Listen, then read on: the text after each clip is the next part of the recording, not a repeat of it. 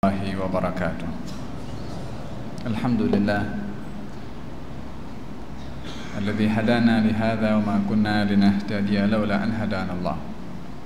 والصلاة والسلام على سيدنا وحبيبنا وشفيعنا وقرة أعيننا رسول الله محمد بن عبد الله وعلى آله وصحبه ومن والاه. أما بعد، قال رسول الله صلى الله عليه وعلى آله وصحبه وسلم: Man yuridillahu bihi khairan yufaqihhu fid din. Barang siapa yang dikehendaki oleh Allah dengan kehendak yang baik, maka ia akan difahamkan urusan agamanya. Moga-moga majlis kita pada malam hari yang berbahagia ini, di bulan yang penuh dengan barakah ini, adalah merupakan salah satu pertanda kehendak baik dari Allah Subhanahu wa taala kepada kita, agar supaya kita difahamkan oleh Allah Subhanahu wa taala dalam urusan hal dan agama kita, insyaallah. Amin, Allahumma amin. Sebelumnya mohon maaf atas kelewatan kedatangan saya ke sini, dan kita pun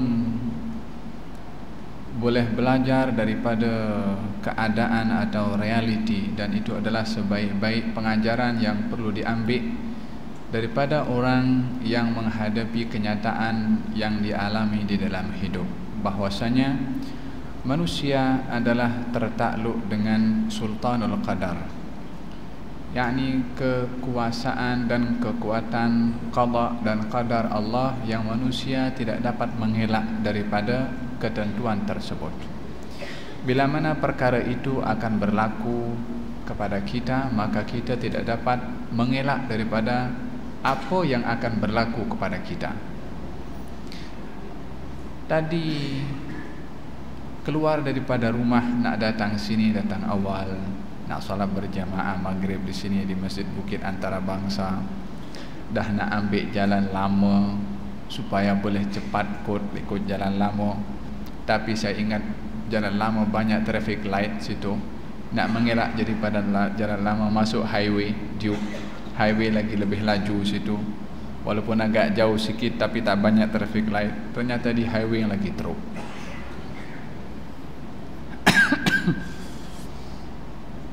Bila mana sudah kita ini tergesa-gesa, terburu-buru nak pergi entah apa hajat yang kita nak pergi itu, kemudian ada saja halangan, mesti yang disalahkan orang lain. Apa pasal itu di jam itu?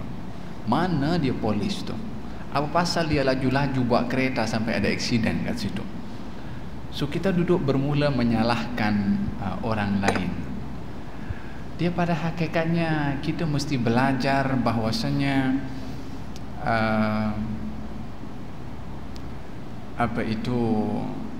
kata baginda Rasulullah sallallahu alaihi wasallam ketika mengajarkan kepada Sayyidina Abdullah ibn Abbas, wa'lam annama asabaka lam yakun liyukhti'aka wa ma akhta'aka lam yakun liyusibaka.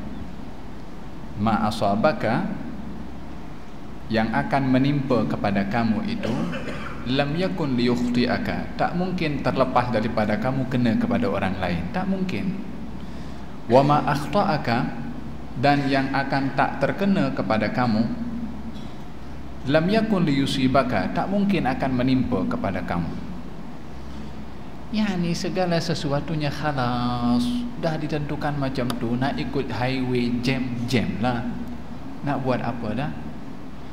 So kita belajar bahwasanya apa yang berlaku kepada kita di dalam keadaan yang kita tak suka, yang kita tak mau, maka kita tidak boleh mengelak daripada perkara tersebut. Kalau memang perkara itu akan mengena kepada kita, maka kita boleh mengatakan qaddarallah ma syaa fa'al. Allah yang tentukan, ma syaa, apa yang Allah mahu dia akan buat. Kita tak boleh nak mengelak daripada apa yang ditentukan oleh Allah, dan kita tidak boleh digalakkan untuk mengatakan lau, andai ikut jalan lama tadi, andai tadi keluar sebelum aksiden itu berlaku, Kata pepatah Arab mengatakan, law baqalu law fi wadi asa lagharasu ya rain. Kalau ditanam di tanah kalau, yang ditanam tanaman kalau, maka kita akan menuai kalau. Jadi menjadi andaian. Kata baginda Rasulullah, jangan kamu kerap mengucapkan law, andai, karena law itu akan membuka pintu syaitan. Sebab apa? Yakni mengandaikan perkara yang tak mungkin dah balik lagi dah. Wahakadha. Alhamdulillah, saya belajar malam hari ini praktikal. Subhanallah, banyak cara Allah Subhanahu wa ta'ala mengajarkan kepada hambanya dengan pelbagai kaifiyah. Di antara mereka ada yang ingin belajar dari Allah Subhanahu wa ta'ala dan ditunjuk oleh Allah secara praktikal. Dan ini adalah merupakan tanda seseorang itu menerima pengajaran dari Allah. Salah seorang daripada mereka yang mendapati pengajaran secara praktikal dari Allah adalah Nabi Uzair atau Uzair. Salah seorang daripada Bani Israel yang dipertikaikan akan kenabiannya, dia nabi atau bukan. Sebahagian mengatakan nabi, sebahagian mengatakan bukan. Uzair ketika berjalan dan melintasi kepada sebuah qaryah, didapati qaryah itu tanpa penghuni, tapi sisa daripada rumah-rumah bangunan yang dibina oleh penghuni qaryah itu masih ada lagi, tapi tanpa penghuni. Dalam Al-Quran Allah ceritakan, lalu Uzair bertanya, anna yuhyi hadhihi Allahu ba'da mautiha. Kalau macam mana Allah nak menghidupkan penghuni negeri ini setelah dimatikan? Yakni dahulu negeri ini dengan sekian banyak rumah yang ada sebagai pertanda penghuninya ramai, sekarang tak seorang pun penghuni. Macam mana Allah nak mengembalikan semula negeri ini yang dahulunya ramai dengan penghuni, sekarang tanpa penghuni? Fa'amatahu Allahu mi'ata amin thumma ba'atha. Allah matikan Uzair 100 tahun, lalu ba'atha, dibangkitkan oleh Allah daripada matinya. Allah tanya, kam labithta, berapa lama kamu tidur atau kamu itu berada dalam keadaan tidak sadar? Qala labithtu yawman aw ba'da yawm. Saya ini berada dalam keadaan tak sadar, dianggap pun dirinya tidur sehari atau setengah hari. Allah menjawab, bal labithta mi'ata amin. Kamu itu berada dalam keadaan tak sedar itu dalam masa 100 tahun. Fanzur ila ta'amika wa syarabika lam yatasannah. Tengoklah kepada makanan dan minuman bekal yang kamu bawa 100 tahun yang lalu itu tak berubah, tak expired, masih segar, fresh. Wanzur ila himarika walinaj'alaka ayatan linnas wanzur ila al-'idhami kayfa nunshizuha thumma naksuha lahma. Falamma tabayyana lahu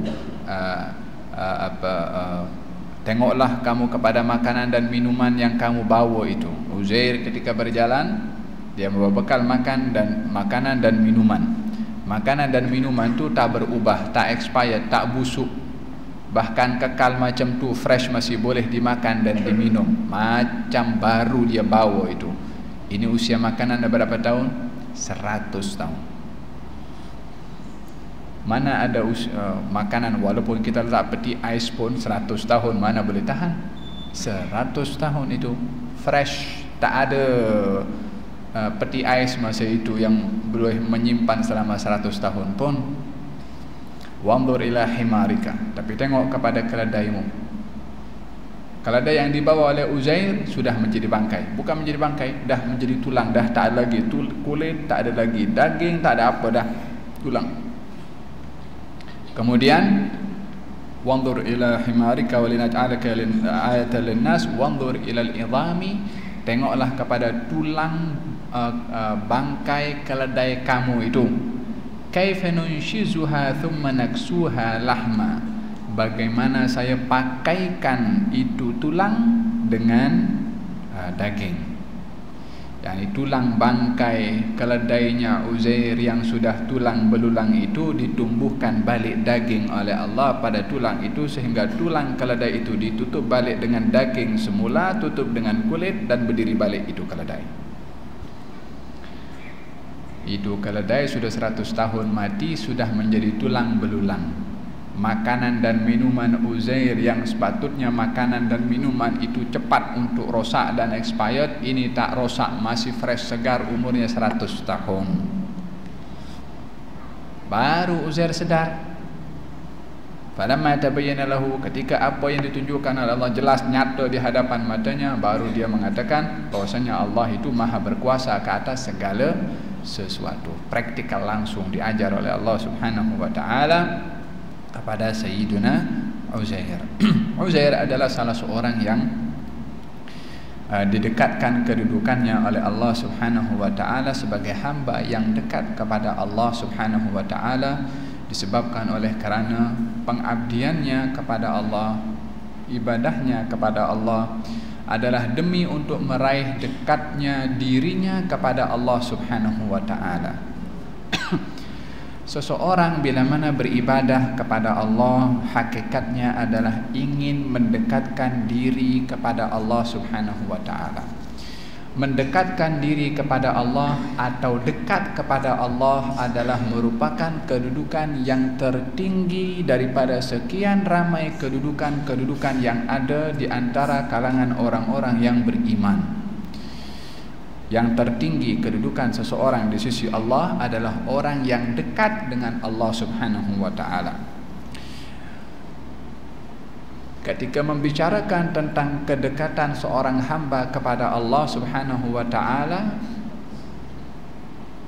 dan tidak sebaliknya, yakni bukan yang dicari itu atau yang dipersoalkan adalah dekatnya Allah kepada hamba. Dekatan Allah kepada hamba itu tidak dapat dirasa oleh hamba kecuali bila mana hamba itu berusaha untuk mendekatkan diri kepada Allah Subhanahu wa taala. Oleh karena yang demikian, bila mana kita melihat di dalam Al-Qur'anul Karim, Allah Subhanahu wa taala menceritakan tentang zatnya yang maha tinggi dan maha kuasa, memberitahukan bahwasanya Allah itu amat dekat. Dalam Al-Qur'anul Karim Allah berfirman, wa idza sa'alaka ibadi anni fa inni qarib ujibu da'watad da'i idza da'an falyastajibu li wal yu'minu bi la'allahum yarshudun. Bila mana hambaku bertanya kepadamu wahai Muhammad tentang aku, katakan aku ini dekat. Aku kabulkan doa orang yang berdoa. Salah satu nama Allah di dalam Al-Qur'anul Karim adalah Qarib, yang maha dekat.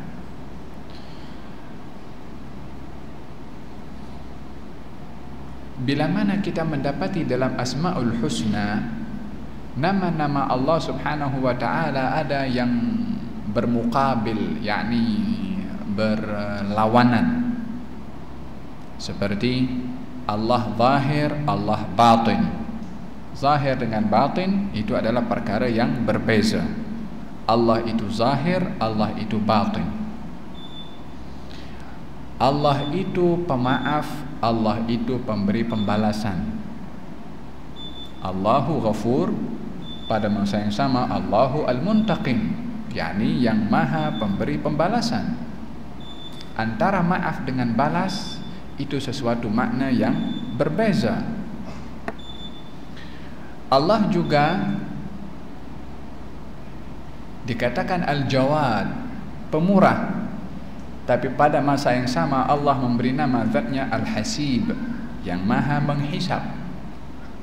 Yang namanya pemurah memberi, dia tak kira apa yang akan diberikan, tapi Al-Hasib yang menghisap, yang memperhitungkan. Walaupun setiap nama itu mempunyai skop tersendiri bagi Allah Subhanahu wa taala, tetapi ada makna yang berlawanan dari segi zahir. Allah itu an-nafi', pemberi manfaat, dan Allah itu juga ad-dar. Coba kita baca Asmaul Husna itu, ya kan? Ada an-nafi', yang maha memberi manfaat, ad-dar, yang maha mendatangkan kemudaratan. Artinya kemudaratan tak akan datang kecuali dengan izin Allah Subhanahu wa taala, dengan namanya ad-dar. Idzan, tapi bila mana Allah memberikan namanya itu Al-Qarib, yang maha dekat, Allah tak bagi namanya Ba'id, yang maha jauh. Seperti nama-nama yang lain tadi, ada zahir, ada batin, mendatangkan manfaat, mendatangkan mudarat. Dia maha pemberi, dia pun menghisab. Tapi bila mana Allah bagi nama zatnya itu Al-Qarib, yang maha dekat, dia tak bagi lawannya Al-Ba'id, yang jauh. Sebab Allah sentiasa dekat dengan hambanya.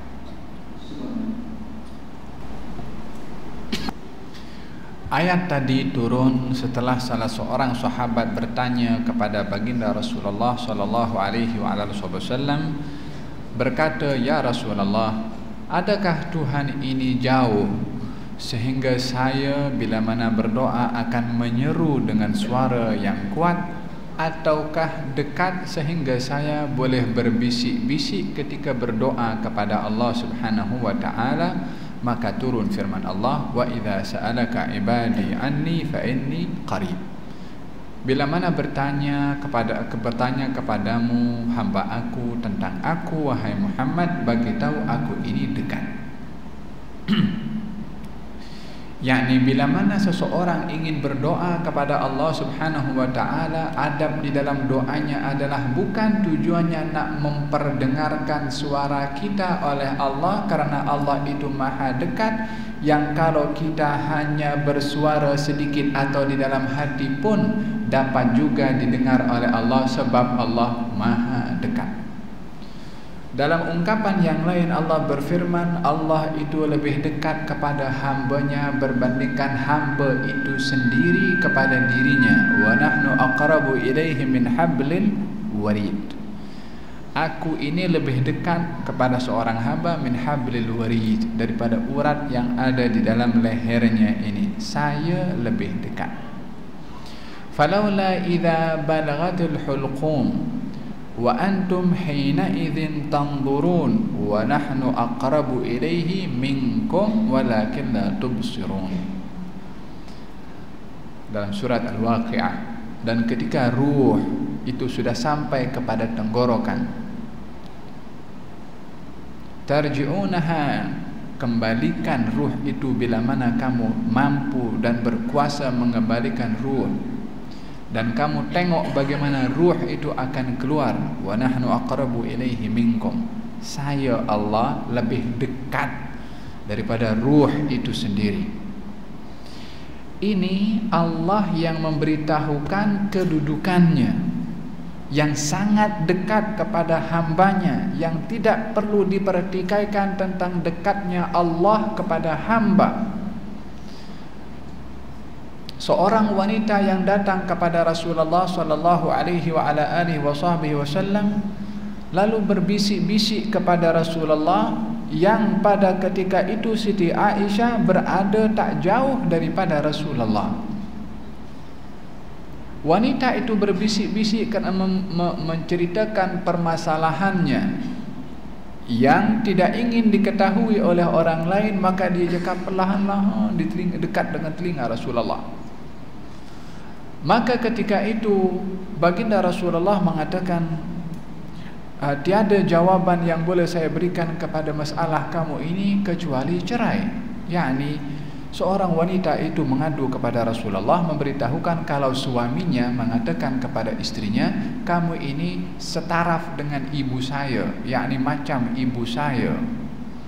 Bila mana seseorang mengatakan istrinya sama dengan ibunya, pada waktu itu tujuannya adalah untuk tidak mendekati istrinya seperti mana anak tidak mendekati kepada ibunya.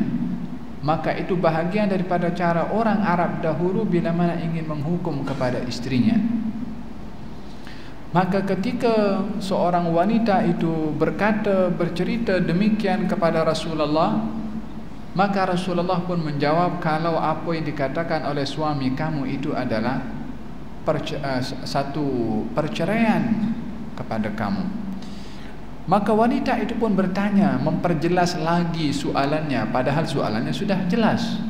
Nabi jawab jawaban yang sama.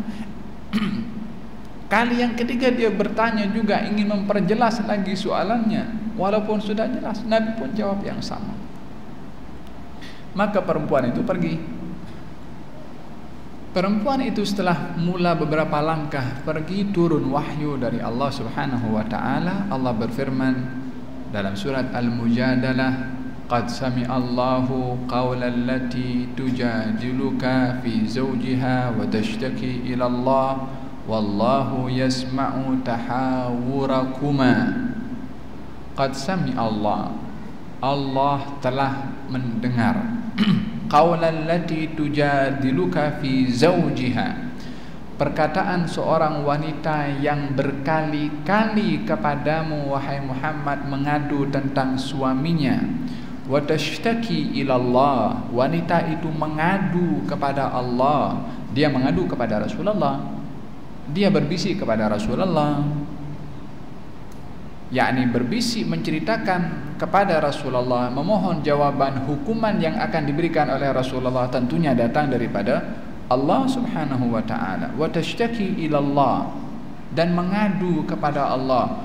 Wallahu yasma'u tahawurakuma, Allah itu mendengar perbualan kamu berdua. Siapa kamu berdua? Perempuan itu dengan Rasulullah. Kata Siti Aisyah, saya dekat dengan Rasulullah, saya tak dengar. Yang maha mendengar, mendengarkan yang tak didengar oleh orang lain. Wallahu yasma'u tahawurakuma, Allah maha mengetahui perbualan kamu berdua. Barulah diceritakan oleh Allah akan hukumannya tidak jatuh cerai, tapi suami itu kena dihukum dengan membebaskan hamba sahaya atau berpuasa 2 bulan berturut-turut atau memberikan makan kepada orang-orang miskin. Yang ingin saya sentuh dalam ayat tadi adalah bagaimana seseorang yang berbual dengan Rasulullah, orang yang di samping Nabi tak dengar tapi Allah dengar. Ma yakunu min najwa thalathatin illa huwa rabi'uhum wala khamsatin illa huwa sadisuhum wala adna min dhalika wala akthar illa huwa ma'ahum. Tidak ada perbualan 2 orang yang berbual kecuali Allah yang ketiga. Tidak berbual 3 orang kecuali yang keempat Allah. Tidak berbual 5 orang senyap-senyap kecuali yang kelima Allah. Lebih daripada itu atau kurang daripada itu, Allah mendengar dan tahu apa yang dikata dan diceritakan oleh orang-orang tersebut, walaupun hanya duduk berdua. Di manakah Allah pada waktu itu? Huwa ma'ahum aina makan. Allah bersama dengan mereka semua di mana saja mereka berada. Seorang musyrikin Quraisy bernama Amr bin Wahab duduk bersama dengan Safwan ibn Umayyah, duduk berbual di bawah Ka'bah berhampiran dengan Hijr Ismail. Perbualan ini setelah peperangan Badar berlaku. Amr mempunyai anak yang bernama Wahab, ditawan oleh kaum muslimin dalam peperangan Badar. Maka Amr ini berkata kepada Safwan ibn Umayyah, saya ini kalau bukan oleh kerana banyak hutang, dan kalau bukan oleh kerana ahli keluarga saya yang tanggungan nafkahnya itu kepada saya akan pergi ke Madinah untuk berjumpa dengan Muhammad dan saya akan bunuh kepadanya.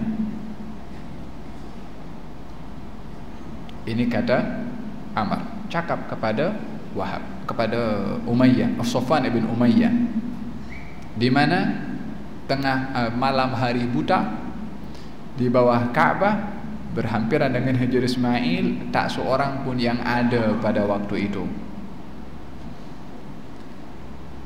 Safwan ibn Umayyah mengambil peluang, mengatakan, saya jamin ahli keluarga kamu, saya bayar hutang kamu, tapi dengan syarat kamu tunaikan keinginan kamu tadi itu untuk membunuh kepada Rasulullah. Kata Amr mengatakan, betul kamu cakap? Dia kata, ya, ini perjanjian antara kita berdua di hadapan Ka'bah, dia kata. Maka Amr tidak melepaskan peluang itu, balik rumah, packing dia punya barang, pagi esok terus jalan menuju ke Madinah dengan pedang yang sudah diberi racun. Sampai di Madinah dijumpai oleh Sayyidina Umar bin Khattab radhiyallahu anhu wa arda, maka ditangkap lehernya oleh Sayyidina Umar dan diheret kepada Rasulullah. Ya Rasulullah, ini tak datang kecuali punya niat jahat. Kata Rasulullah, Umar, lepaskan tanganmu. Dilepaskan oleh Sayyidina Umar. Tapi Sayyidina Umar tak jauh, duduk standby, tinggal ambil karate kalau dia nak ambil langkah sikit. Sayyidina Umar orang yang memang terkenal dengan gairahnya untuk membela dan melindungi Rasulullah. Kata baginda Rasulullah, Umar, ke tepi kamu sana. Ditanya oleh Rasulullah, apa hajat kamu datang? Dan saya datang untuk menebus anak saya yang kamu tawan. Memang pun anaknya ditawan. Kata Rasulullah SAW, kalau kamu datang untuk menebus anak kamu, lalu kenapa kamu datang dengan membawa pedang? Dia menjawab, kalau pedang ini bermanfaat kepada saya, tentunya kami kaum musyrikin maknanya boleh menang dalam perang Badar. Tapi kita pun kalah dalam perang Badar. Saya bawa pedang, tak bawa manfaat. Masih mengelak lagi. Itu Amr tunggu masa sesuai saja untuk mencabut langsung ingin membunuh kepada Rasulullah. Lalu kata baginda Rasulullah, lalu semalam yang kamu cakap dengan Safwan bin Umayyah tu nak datang, kamu kata kamu ada hutang banyak dan ahli keluarga kamu tanggung nafkahnya, kalau bukan karena hutang dan nafkah ahli keluarga kamu akan bunuh kepada saya, dan Safwan mengatakan kepada kamu akan dibayarkan hutangnya dan ahli keluarga kamu akan ditanggung olehnya.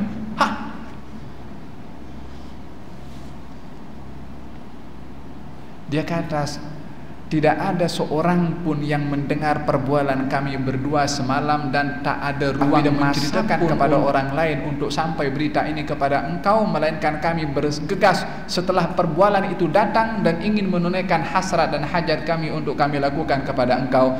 Tidak didahului pemberitahuan apa yang berlaku kepada kami kecuali Allah Subhanahu wa ta'ala yang Tuhan yang kau sembah, asyhadu an la ilaha illallah wa annaka rasulullah. Mana ada sesuatu yang hilang daripada pengetahuan Allah Subhanahu wa ta'ala. Lintasan hati pun diketahui oleh Allah Subhanahu wa ta'ala.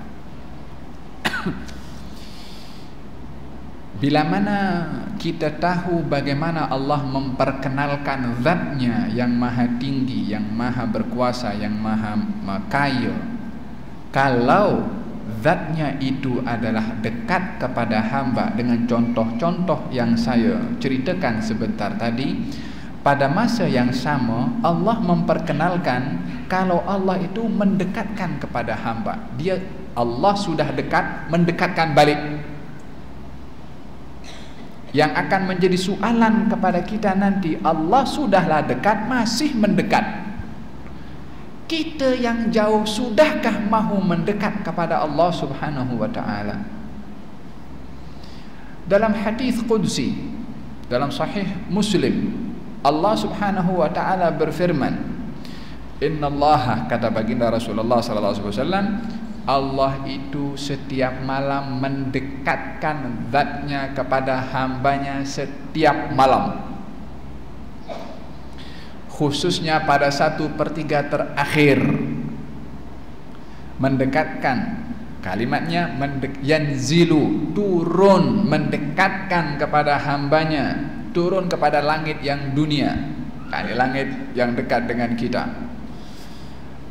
Saya tidak ingin bahas panjang lebar berkenaan dengan Allah itu berpindah daripada satu tempat ke tempat yang lain. Ini adalah tidak berlaku kepada Allah. Laisa kamitslihi syai'un wa huwas samiul basir. Allah itu tak sama dengan makhluknya. Kalau makhluk itu turun daripada atas kepada tinggi, kalau Allah turun daripada atas ke bawah.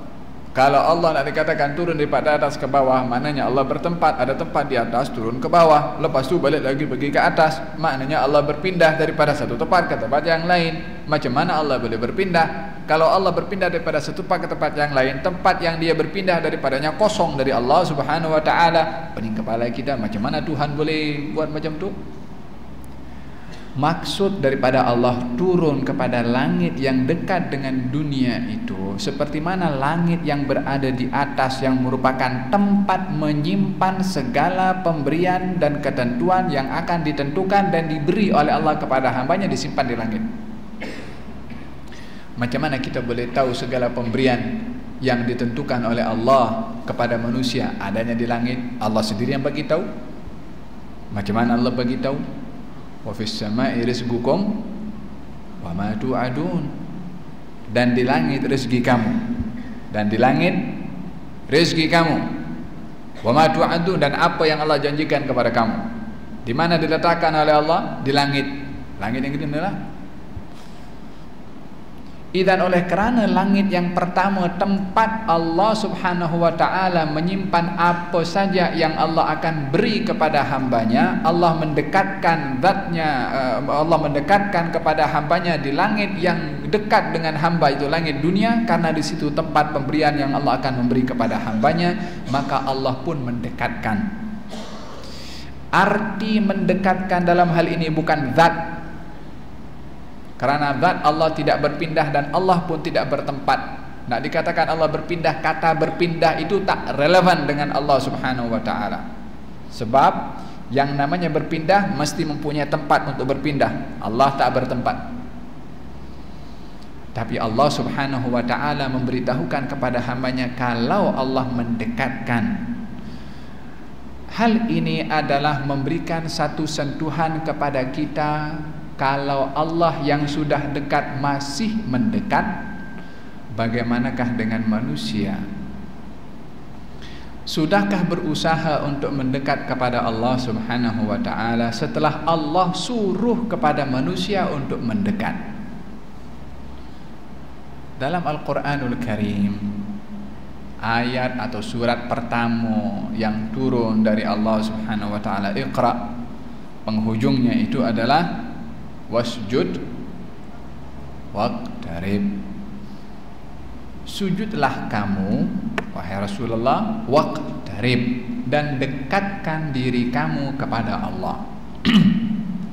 Sujud itu sudah merupakan satu kedekatan seorang hamba kepada Allah Subhanahu wa taala. Bukankah kita sentiasa, kita tahu diingatkan oleh para asatidzah bahwasanya selalu diberitahukan tentang hadis baginda Rasulullah sallallahu alaihi wasallam, aqrabu ma yakunu al-'abdu min rabbih wa ahabbahu ilaihi jabhatuhu fil ardi sajidan lillah. Keadaan yang paling mendekatkan seorang hamba itu kepada Allah dan keadaan itu amat disukai oleh Allah adalah bila mana dahinya itu menyentuh tanah dalam keadaan sujud kepada Allah Subhanahu wa taala. Itu posisi terdekat seorang hamba dengan Allah Subhanahu wa taala. Itu posisi sujudnya. Posisinya sudah dekat kepada Allah, tapi masih disuruh oleh Allah seorang yang sudah berada dalam posisi yang dekat untuk lebih mendekat. Wasjud, sujudlah, dan dekatkanlah diri kamu kepada Allah Subhanahu wa taala. Walihada baginda Rasulullah sallallahu alaihi wa ala alihi wasallam adalah orang yang paling lama bila mana sujud kepada Allah. Dan kalau bila mana sujud baginda Rasulullah, jangan tanya berapa lama beliau itu sujud. Siti Aisyah meriwayatkan pada satu ketika aku bangkit daripada tidur dan aku melihat di samping aku tak ada Rasulullah, maka aku pun mencari di manakah Rasulullah. Aku menyangka kalau beliau pergi ke istrinya yang lain, kata Siti Aisyah. Aku bangkit dan ingin mencari di manakah Rasulullah. Aku dapati beliau berada dalam keadaan sujud. Aku tunggu bila nak bangkit daripada sujud, tak bangkit-bangkit, sehingga aku khawatir kalau Rasulullah sudah dicabut oleh Allah Subhanahu wa ta'ala sementara berada dalam keadaan sujud. Sehingga aku menggerakkan tanganku dan aku menyentuh kepadanya, barulah baginda bangkit daripada sujudnya dan menghabiskan salatnya. Lalu baginda bertanya, kamu sangka aku dah pergi ke? Kata baginda Rasulullah bertanya kepada Siti Aisyah yang menggerakkan kaki Rasulullah sallallahu alaihi wa ala alihi wa sahbihi wasallam. Beliau berada di dalam keadaan sujud yang lama sambil menangis kepada Allah Subhanahu wa taala. Wasjud waqtarib. Sujudlah dan dekatkanlah diri kamu dalam sujud. Suruhan Allah Subhanahu wa ta'ala untuk mendekatkan diri kita kepada Allah dalam ayat tadi ditunjuk ajar atau diberi tunjuk ajar oleh Allah Subhanahu wa ta'ala. Sujud adalah keadaan seorang itu hampir dengan Allah, dan lebih menghampirkan diri kepada Allah di dalam sujud adalah bila mana seseorang itu berdoa kepada Allah Subhanahu wa ta'ala di dalam sujud. Makanya Imam Al-Qurtubi ketika menafsirkan ayat ini di dalam tafsirnya, beliau berkata, wasjud, sujudlah kamu wahai Muhammad, wahai Rasulullah, waqtarib, dekatkanlah diri kamu dalam keadaan sujud dengan berdoa kepada Allah Subhanahu wa ta'ala. Maka baginda Rasulullah sallallahu alaihi wa ala alihi wasallam bersabda, ammar ruku' fa'azzimu fihi ar-rabb. Kalau kamu berada dalam keadaan ruku', agungkan Allah. Wa ammas sujud, tapi kalau kamu bila mana berada dalam keadaan sujud, fa'akthiru fihi du'a, perbanyaklah kamu berdoa kepada Allah Subhanahu wa ta'ala. Oleh kerana sujud adalah merupakan tempat yang paling hampir dan dekat seseorang kepada Allah Subhanahu wa ta'ala. Lamanya baginda Rasulullah ketika sujud adalah banyaknya beliau berdoa kepada Allah Subhanahu wa ta'ala. Dan daripada ayat tadi kita dapat memahami bahwasanya cara pertama yang dapat mendekatkan diri kita kepada Allah Subhanahu wa ta'ala adalah sujud dan juga doa. Doa, seseorang yang berdoa kepada Allah, khususnya bila mana doa itu kerap diminta atau dilakukan oleh seseorang kepada Allah, maka tanda kalau seseorang itu dekat dengan Allah Subhanahu wa ta'ala. Orang yang sujud dan juga orang yang berdoa. Ad-du'a, doa itu silahul mu'min, senjata bagi orang yang beriman.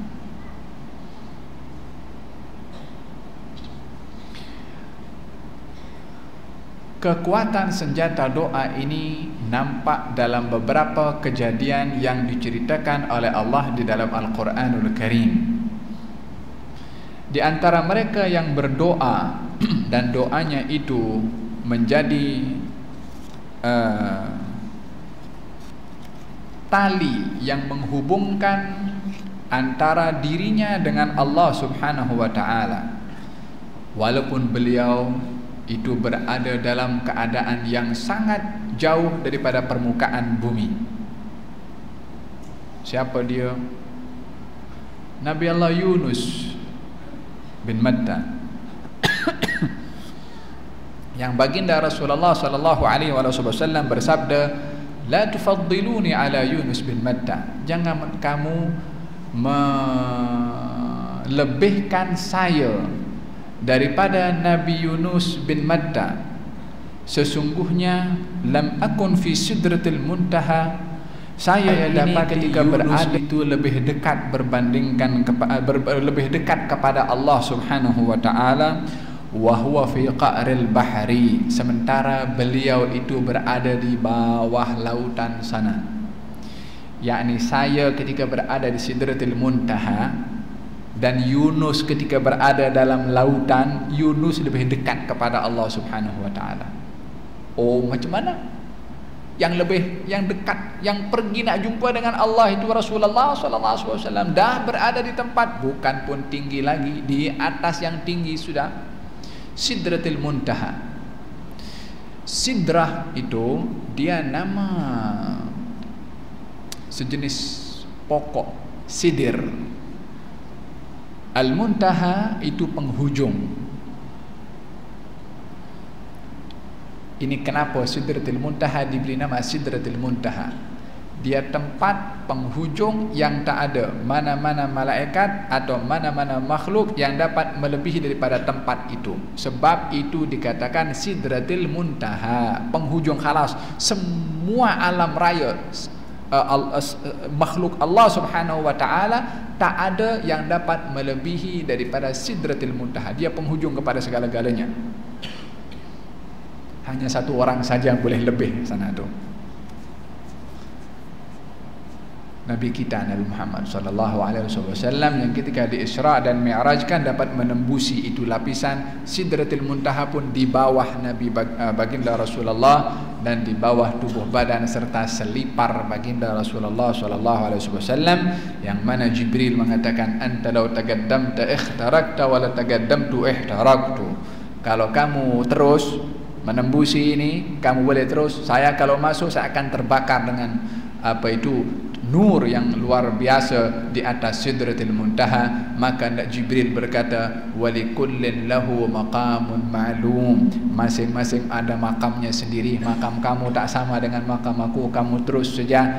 Kata Jibril afi hadzal mautin, kata baginda Rasulullah afi hadzal mautin yatrukul khalilu khalila. Jibril, adakah di tempat seperti ini seorang yang kawan rapat akan meninggalkan kawan rapatnya? Yani Nabi bertanya, kamu daripada bawah, daripada Mekah ke Madinah pergi ke Masjidil Aqsa menjadi imam, naik ke langit, kamu temani saya dari tempat yang saya tak kenal, kamu nak tinggalkan saya seorang-seorang? Jibril mengatakan kalau kamu terus, kamu boleh lepas, saya tak boleh lepas, boleh terbakar saya kalau masuk situ.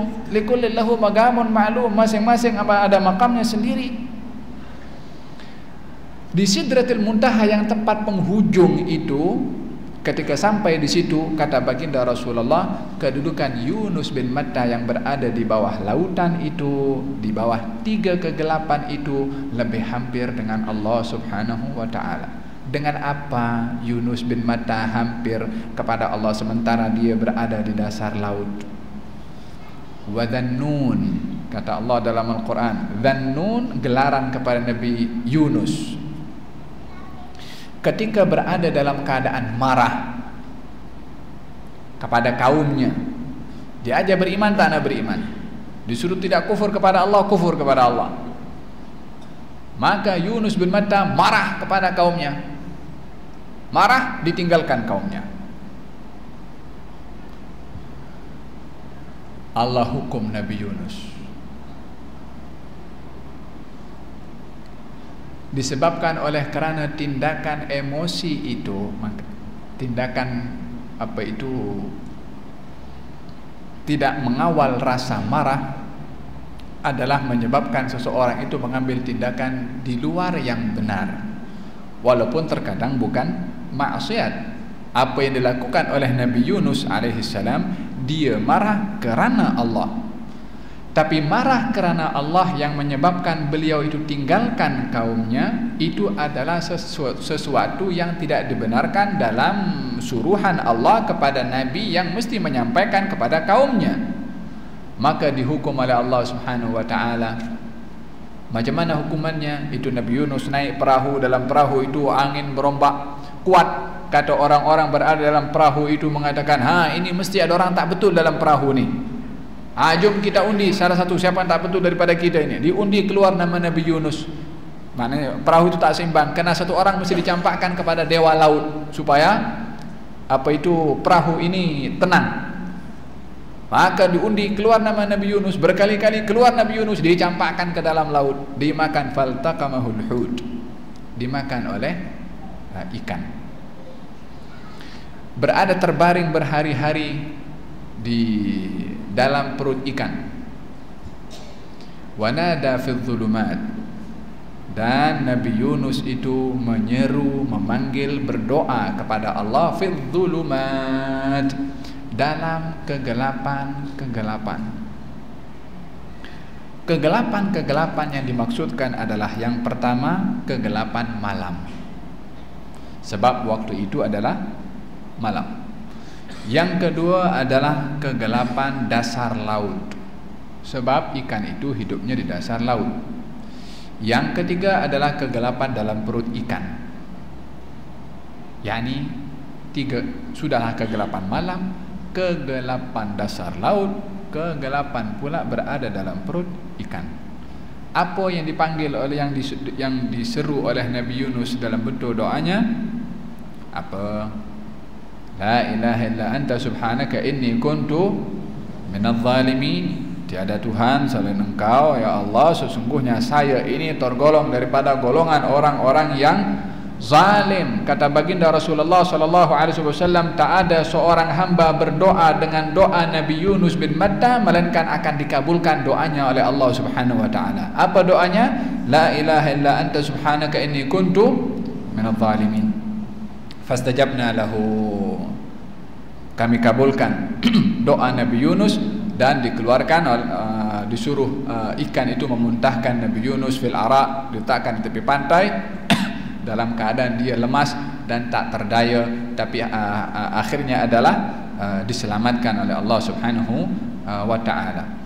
Idzan, apakah yang menyebabkan Nabi Yunus bin Matta itu dapat diselamatkan oleh Allah Subhanahu wa taala? Berdoa. Allah berfirman, kalau bukan dia tergolong daripada orang-orang musabbihin yang bertasbih, berdoa melalui tasbih kepada Allah, la labitha, dia akan kekal berada dalam perut ikan itu dan akan menjadi kubur kepadanya perut ikan tersebut. Apakah menyebabkan beliau keluar daripada keadaan yang sempit itu?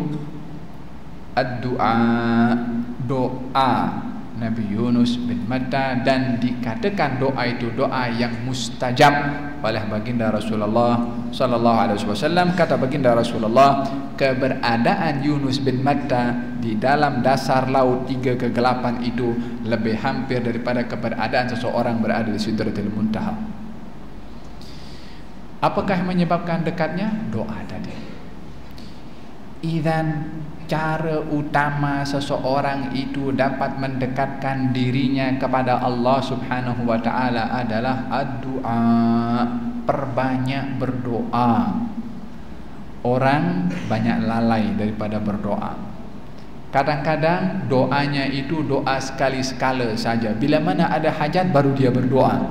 Kalau tak ada hajat, lepas solat, Assalamualaikum, Assalamualaikum, cabut pergi keluar. Doa orang yang kerap berdoa itu adalah orang itu dekat dengan Allah Subhanahu wa ta'ala. Ini yang pertama, cara mendekatkan diri kepada Allah. Cara yang kedua, seseorang yang mendekatkan diri kepada Allah Subhanahu wa ta'ala adalah orang yang hatinya itu dalam keadaan dia menyesal ataupun dalam keadaan regik. Apa nak kata regik ini? Hati yang sedang berada dalam keadaan tersentuh akan perbuatannya untuk meraih pemberian dari Allah Subhanahu wa taala. Hati yang dalam keadaan susah dan ingin kembali kepada Allah Subhanahu wa taala.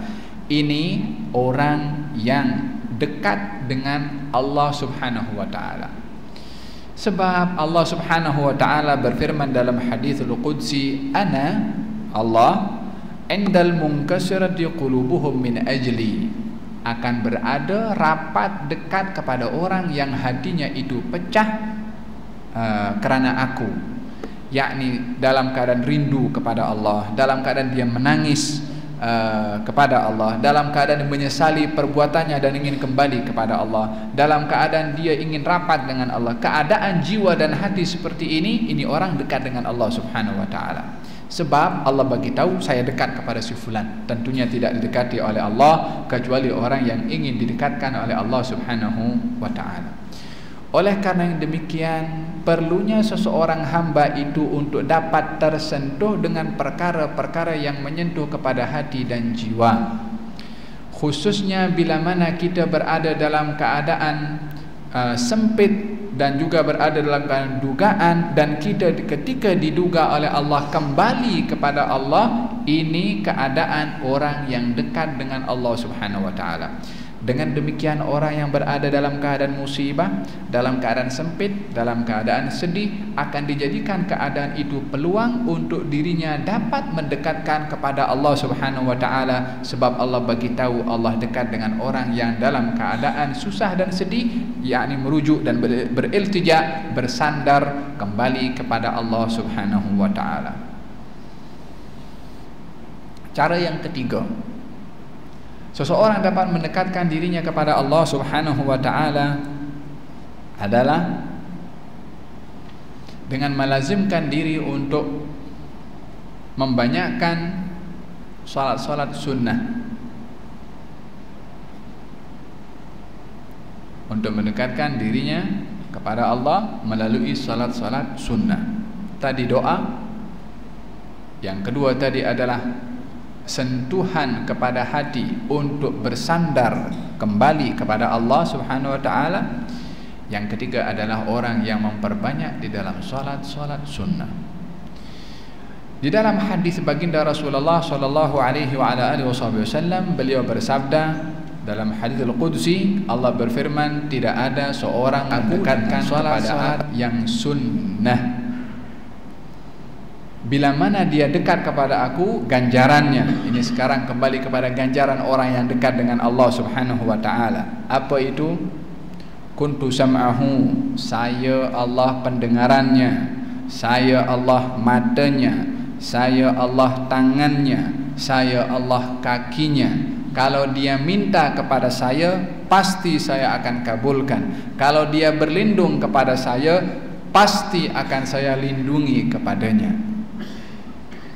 Ini orang yang dekat dengan Allah Subhanahu wa taala. Allah pendengarannya, Allah matanya, Allah tangannya, Allah kakinya. Kalau minta pasti akan dikabulkan oleh Allah Subhanahu wa taala. Karena orang yang rapat dengan Allah Subhanahu wa taala, permintaannya pasti akan dikabulkan. Orang yang rapat dengan orang besar, rapat dengan menteri, rapat dengan datuk, rapat dengan ketua syarikat, kalau dia bagi tahu kepada dia punya ketua itu yang dia rapat, ada orang application mohon rayuan untuk dia mendapat kerja, maka dia bagi tahu terima sajalah.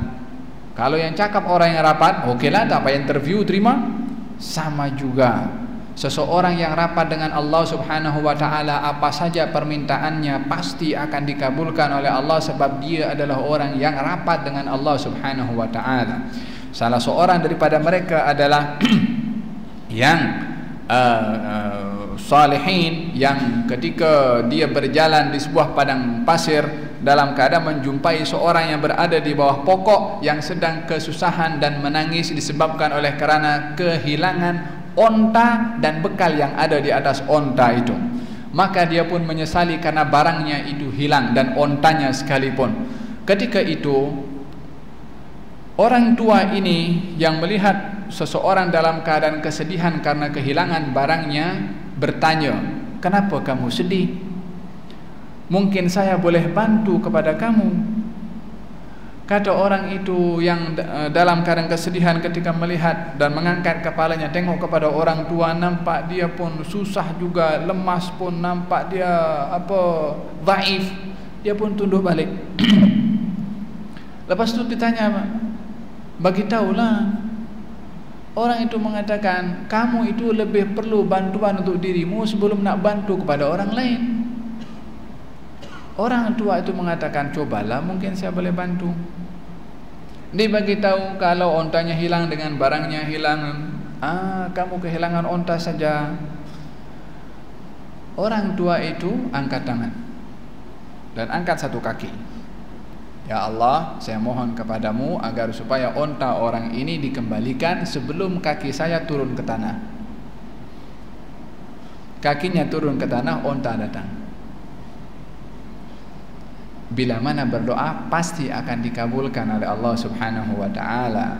Doa siapa? Orang yang dekat dengan Allah Subhanahu wa ta'ala sesuai dengan janji, kalau dia minta pasti aku kabulkan, kalau dia berlindung pasti aku lindungi. Pandangannya tidak melihat kecuali dengan melihat pandangan yang diridhai oleh Allah. Demikian pendengarannya, tangan dan juga kakinya. Ini kedudukan orang yang dekat dengan Allah Subhanahu wa ta'ala, yang dapat menyebabkan kebaikan yang dirasa dan didapat oleh orang lain. Yang terakhir adalah untuk kita dapat mendekatkan diri kepada Allah Subhanahu wa ta'ala adalah mendekatkan diri kepada orang yang dekat dengan Allah Subhanahu wa ta'ala. Mendekatkan diri kepada orang yang dekat dengan Allah Subhanahu wa ta'ala. Man la garab li ahli al-ma'rifah ma garab. Orang yang tak dekat dengan orang yang dekat dengan Allah, yang kenal dengan Allah, tak akan kenal, tak akan dekat dengan Allah Subhanahu wa ta'ala. Wa man tagarrab adluh bagha adab. Ini kata seorang ahli hikmah daripada Hadramaut, seorang alim, mengatakan orang tak akan kenal kepada Allah kecuali dia itu kenal dan rapat kepada orang yang kenal kepada Allah. Kalaupun dia sudah berusaha untuk mendekatkan diri kepada orang yang rapat dengan Allah, orang itu masih perlu adab di dalam mendekatkan dirinya. Adbghahluh adab. Bukankah di dalam Al-Quranul Karim Allah Subhanahu wa ta'ala berfirman, "Wa ma khalaqtul jinna wal insa illa liya'budun." Saya tidak ciptakan jin dan manusia kecuali untuk mengabdikan. Ya'budun, ya'rifun, untuk kenal kepada Allah Subhanahu wa ta'ala. Macam mana kita nak kenal kepada Allah kalau tak kenal kepada orang yang kenal kepada Allah Subhanahu wa ta'ala? Dalam hadis baginda Rasulullah, ahlul Quran hum ahlullahi wa khassatuh. Orang yang ahli dalam Quran itu orang yang rapat dengan Allah Subhanahu wa ta'ala. Untuk kita dapat rapat dengan Allah Subhanahu wa ta'ala, rapatlah dengan orang yang rapat dengan Allah Subhanahu wa ta'ala, maka kita akan masuk dalam lingkaran orang-orang yang rapat dan dekat dengan Allah Subhanahu wa ta'ala. Hadirin hadirat yang dirahmati oleh Allah Subhanahu wa ta'ala, banyak yang nak dibahas tapi oleh saya datang lewat, jadi diringkaskan sampai apa yang saya sampaikan sebentar tadi berkenaan dengan masalah dekatnya Allah kepada hamba dan mendekatkannya Allah zatnya kepada hamba. Soalannya adalah, sudahkah kita mendekatkan diri kita kepada Allah Subhanahu wa ta'ala dengan doa yang merupakan senjata utama kita mendekatkan diri kepada Allah, dengan sujud yang perlu untuk dilakukan secara banyak karena keadaan itu keadaan yang dekat kepada Allah Subhanahu wa ta'ala, dan juga keadaan hati ini sentiasa tersentuh untuk lembut dan menangis bila mana diingatkan tentang Allah Subhanahu wa ta'ala, dan juga dengan dekatnya kita kepada orang-orang yang dekat dengan Allah Subhanahu wa ta'ala. Moga-moga Allah Subhanahu wa ta'ala yang menjadikan kita hamba-hamba yang beriman mendapat peluang untuk mendekatkan diri kepada Allah Subhanahu wa ta'ala, digolongkan oleh Allah untuk berada dalam keadaan sentiasa hampir dengan Allah melalui doa kita kepada Allah, munajat kita kepada Allah. Moga-moga Allah Subhanahu wa ta'ala berikan kepada kita indahnya, manisnya, sejuknya, nikmatnya ketika berdoa kepada Allah, sehingga bila mana berdoa terus nak berdoa kepada Allah, sebab nikmat berdoa kepada Allah Subhanahu wa ta'ala.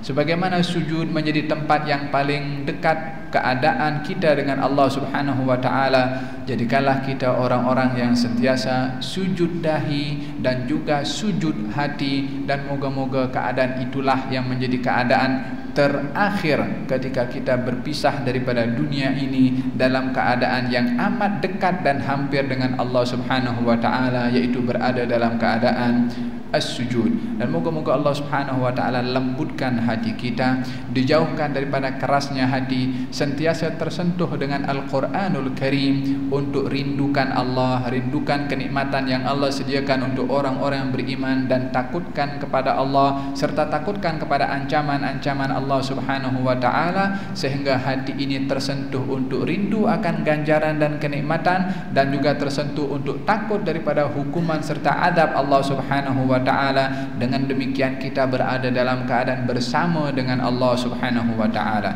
Dan moga-moga Allah Subhanahu wa taala yang menjadikan di setiap zaman akan adanya orang-orang yang baik dan orang-orang yang tak baik. Di antara orang-orang yang baik itu orang-orang yang rapat dengan Allah. Moga-moga Allah Subhanahu wa taala jadikan kita semua orang yang rapat dengan Allah.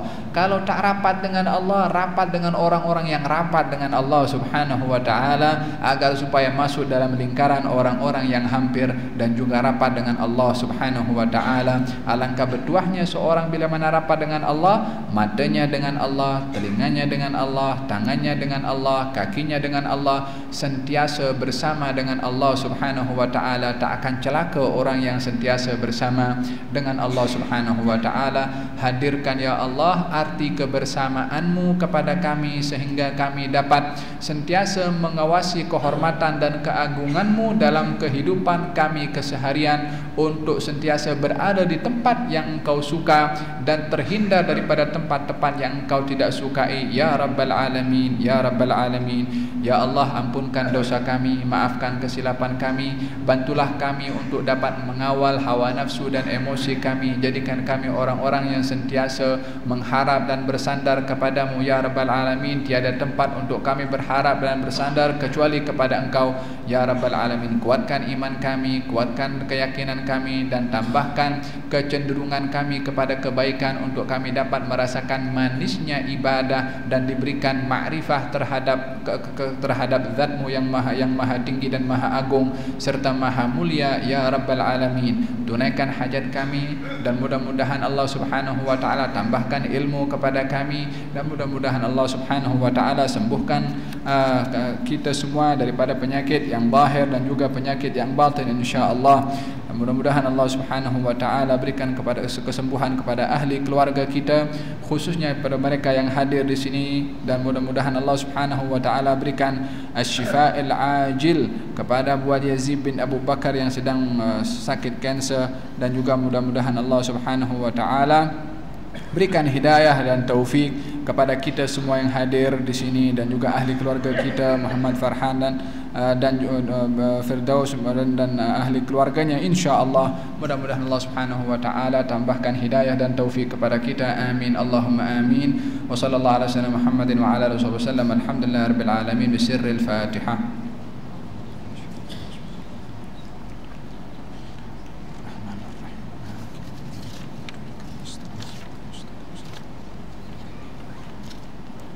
ربنا تقبل منا إنك أنت السميع العليم، تب علينا إنك أنت التواب الرحيم.